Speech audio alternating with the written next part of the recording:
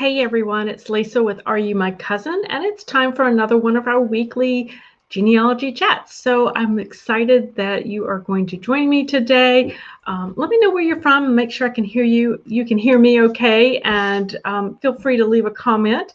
If this is your first time seeing one of the Facebook Lives or YouTube Lives, I want to welcome you. I am Lisa Listen, and I am the creator of Are You My Cousin website and YouTube channel. And so I do try to meet here each week, each Thursday, to talk genealogy, guys. So that's what we're going to do today. For those of you who saw the earlier live stream back on Tuesday, we did have Jen Baldwin from Find My Past joined me here to do a special Facebook Live or YouTube Live for showing us how to find some of those hidden Americans, our American ancestors who might be kind of hidden away or tucked away in some of the British records. It was a fascinating conversation, and I would highly encourage you to go back and listen to it as well. So, and it's also, even if you don't have necessarily British ancestors, I thought a lot of the concepts were applicable to regardless of where you're researching. So actually, I have a link for that. I did write a blog post where I put the video as well as some of the show notes. So I'm going to go ahead and put that in the comment section for you guys so you can check that out later. Perhaps it was I know I learned a lot, and I did spend some time that afternoon when I should have been doing maybe something else, but I was actually digging into those British records for my own ancestors because it was just too tempting. But then again, you guys get that, I know. Hey, Flo is from Oregon. Oh, great, Flo. So everything's coming through well. Hey, Mary Jane. Sherry's here from Texas. Hey, Bill is back. Great. Glad you can hear everything. Hey, Lily's here from Southern Mississippi. Yay. Hazel from Albuquerque. Bridget's in snowy Maine. Wow, yes, those of you guys in the Northeast, I understand, are getting a lot of snow. We did not actually where I am. We were kind of on the edge whether we would get some freezing rain or ice, and we did not. So we were fortunate where I'm at. Hey, Teresa from South Carolina, and Evelyn from Mississippi, another Mississippian, and hey, Leanne from California. So wow, we are all over. That is fabulous, wonderful. So we are here today. I can't believe Christmas is coming so fast, right? And so we are here, and one of the things I wanted to think about, this was actually the post that I sent out to you guys this week about the 12 days of genealogy records, Christmas genealogy records. Really, I wrote that actually a while back, and I redid it last year and then updated it again this year because it really spoke to me about maybe some things that we could be missing. Christmas is really, our traditions this year are really kind of out of whack, right? I mean, everything feels very different. You know, we're not traveling, we're not seeing family and friends like we normally would. But it did make me want to talk a little bit more about traditions and about the kinds of genealogy research that we need to be performing in some of those community records and those family records that are generated and happen around the holiday times. So for instance, one of the things that happens a lot in our family, well, it happens every single year for 71 years now, we have a family Christmas dinner. And so this is an extended family that gets together once a year, and a lot of people. I mean, it used to be in people's homes until the family got so big we could no longer fit into anybody's homes. So, I mean, it's a big deal that this one side of my family gets together that often, because family is important. And I think it's a tradition that really draws the family together. And that's exactly what a lot of our holiday traditions, regardless of what faith you are, traditions help us mark times of year. They help us mark times of life. And it's a time to draw family and communities together. And so things are a little out of whack, I know, with that this year. But our ancestors were no different.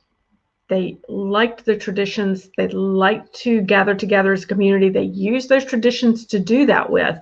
And those things left records. So we're going to talk about that today and get into that. And I've got some things I'm going to show. I'm going to share my screen some and show you some pretty cool things that I found just doing little digging, not even a ton of research on it, but to find. So hang on just a second. I see comments flying by here. Make sure I get everybody here. So yeah, Bridget said Jen gave a great presentation. She really did. Thank you so much, Bridget, for showing up too. I really appreciate that. Hey, Sandy. And we have Sandra from Colorado. Wonderful. Susan in snowy New York. And Sandy's from Maryland. Wonderful. And hey, Lee back. Oh, you've only got 2 inches there, so you might be doing pretty good. Hey, Erin Lee. I see so many familiar names in there. That's real exciting for me. Thanks, guys. Okay, so let's talk about Christmas. Let's talk about holidays, and let's talk about family history genealogy. Well, obviously, probably one of the first places, the main things that you want to reach out or research would be oral history. Oral history, family photographs, all of that tends to become more popular and more accessible during the holidays because families get together and they tell stories. Since we're not getting together, for instance, I think I got distracted there with the comments, but so my family that's having the family Christmas dinner. So for 71 years or 70 years, we met face to face. So this is our 70th first year, and we're actually having it over Zoom. Now I hear there's going to be Christmas caroling, so I'm a little unsure how that might happen on Zoom, but we're going to still get together. It will be different, but we're still there. And you better believe I'm going to be asking for some of the stories. We're actually trying to focus on recipes this year so that we can start to, one, create a family Christmas book, a recipe book, but also it is kind of my sneaky way and my daughter's sneaky way of learning more about the culinary heritage of our family, which will obviously invoke more stories that we get. I almost always at the family reunions bring 1 or 2 pictures, a few pictures, sometimes even a whole slideshow to share with my cousins, and they love it because they can tell me the stories. And I've just collected such wonderful stories about the family and who else I should talk to outside of the family that might know some of the family history. So it's a wonderful way. Don't overlook trying to collect that oral history or trying to just share the stories, even if it has to be over Zoom. At least we have some technology to help us get through all of this time period. So that's a good thing. The other thing that really, when it comes to looking at holiday records, it's going to be religious records. Now, oftentimes religious and communities will create records around the holidays. So obviously when it comes to Christmas, you might see extra church services. You might see children's pageants or children's shows where they will create an entire program, like printed program about that. You might see that particular children's pageant at church written up in the newspaper. They might have photographs of those children or those families. Maybe the lighting of the town advent calendar or the church advent calendar, that can also warrant a write-up sometimes, or photographs. Digging into the church history, you can learn a little bit about that as well. So that's an important thing. There's also so many of the service projects that churches do around the holidays can also warrant newsletters. They might be printed up in the newsletter, a church newsletter, a newspaper, community newspaper, however that goes. I know one thing that was very popular in the church when I grew up, and then as an adult too, with the poinsettias, where it was a fundraiser with some of the women's groups where people would purchase poinsettias to decorate the church with, and have they would do it usually in memory of somebody, and then they would print it all up, and so you would have these years and years, decades worth of list of who bought a poinsettia. You can really put and who it was in memory or in honor of. So you can really put people in time and place use with that as well. So that was an interesting piece to look at. Now, oftentimes these children's programs that maybe they did the little programs when the children's choirs are singing, or when I was recently, well, not recently, it's been a year now, when I was back in my hometown and I was exploring the family history part of the library. They actually have an entire room dedicated to family history, and I got into the vertical files. And I started looking through some of the church because I thought, I want to see what kind of churches, what they were keeping. And I found multiple examples of those little specialty church programs from holidays. So they might have been the Easter pageant or the Christmas show, the vacation Bibles, anything that was there. So this Christmas is a time that does create extra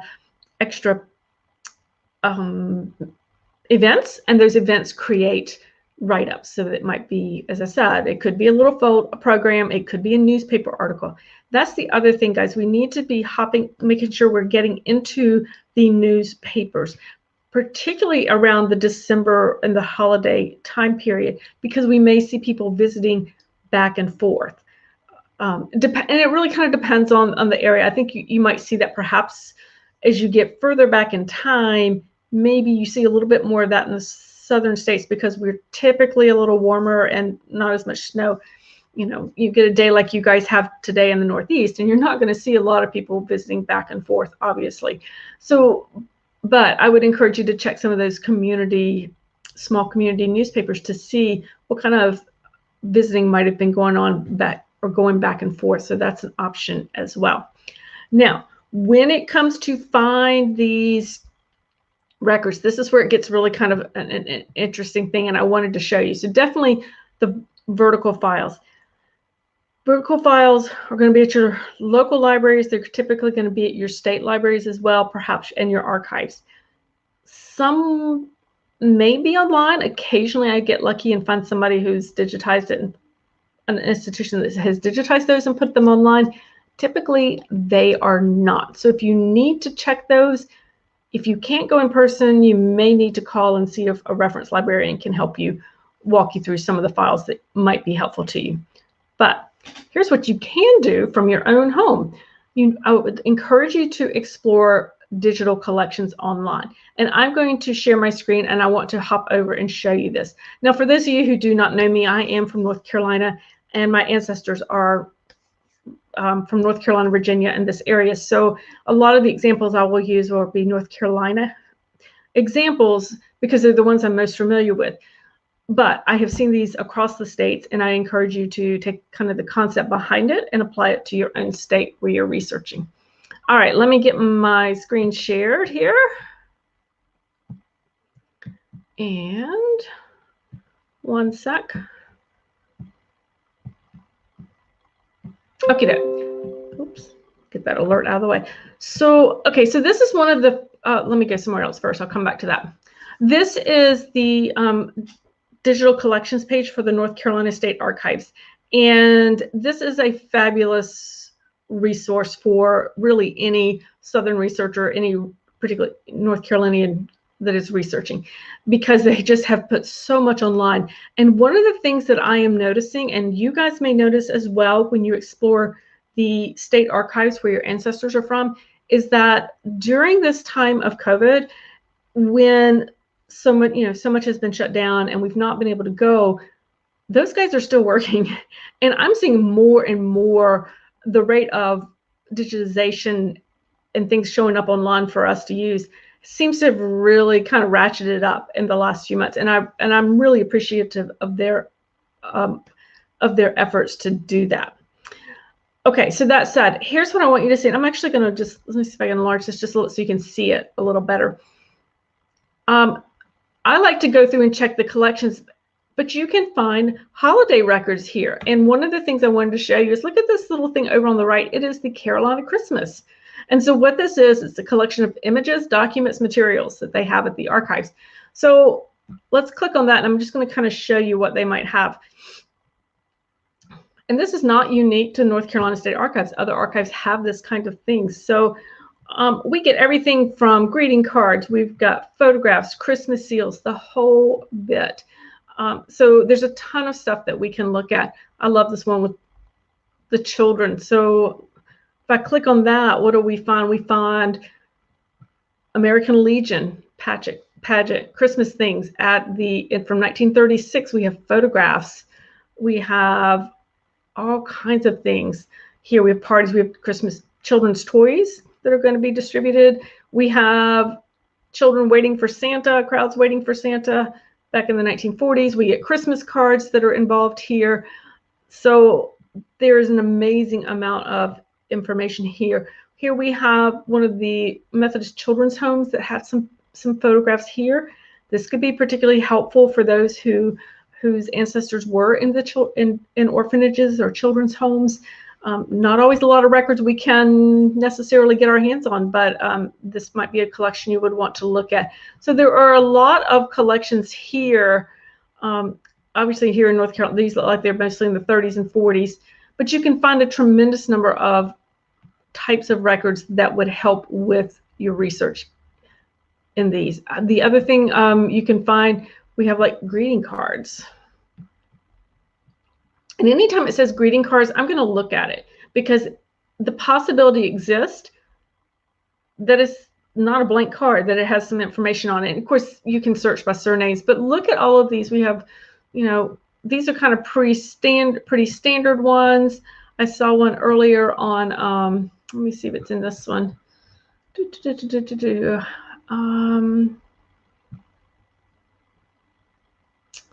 Let's see, let's see what the Gilded Age gives us for North Carolina. So again, it's just showing us the different types and the different styles.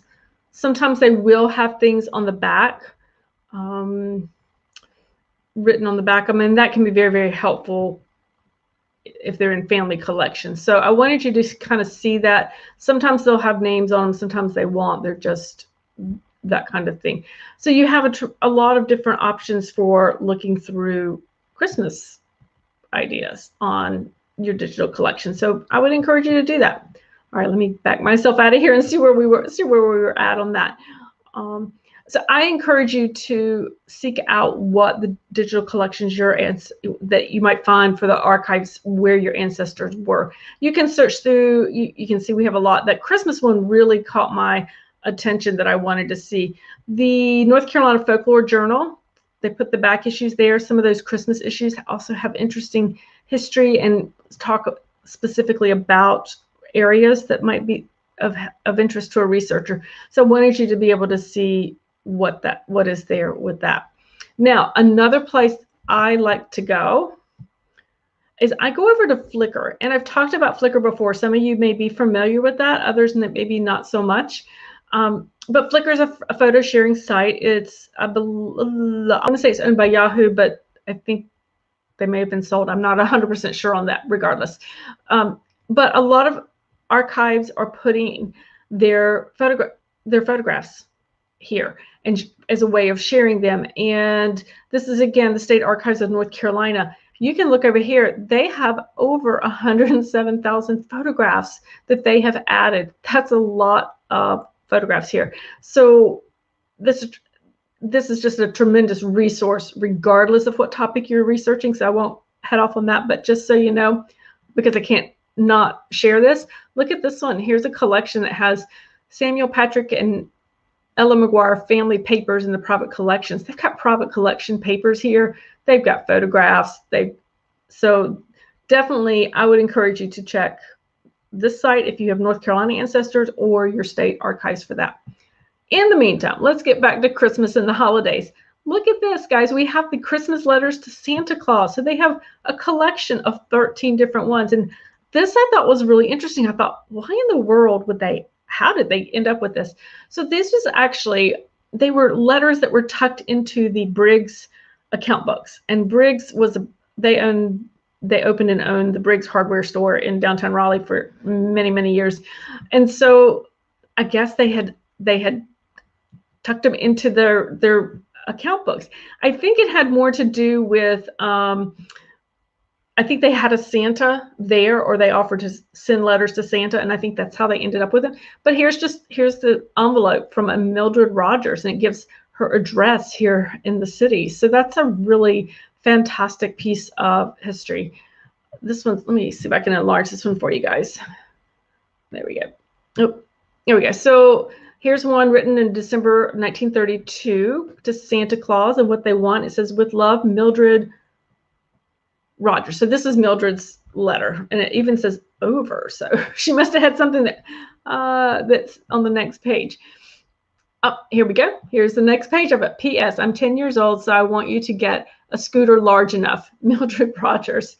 Well, That's really great, because now we know when Mildred was born, 1922, right? If so, or I mean, I didn't catch the right date on that, but yeah. So she wrote it in 1932. So we know now that she was born in 1922. How cool is that? That, I mean, this little girl, and we know her address. So this is an amazing collection of papers to look at. Let's see what else they might have in here under holidays. And I think these may be new.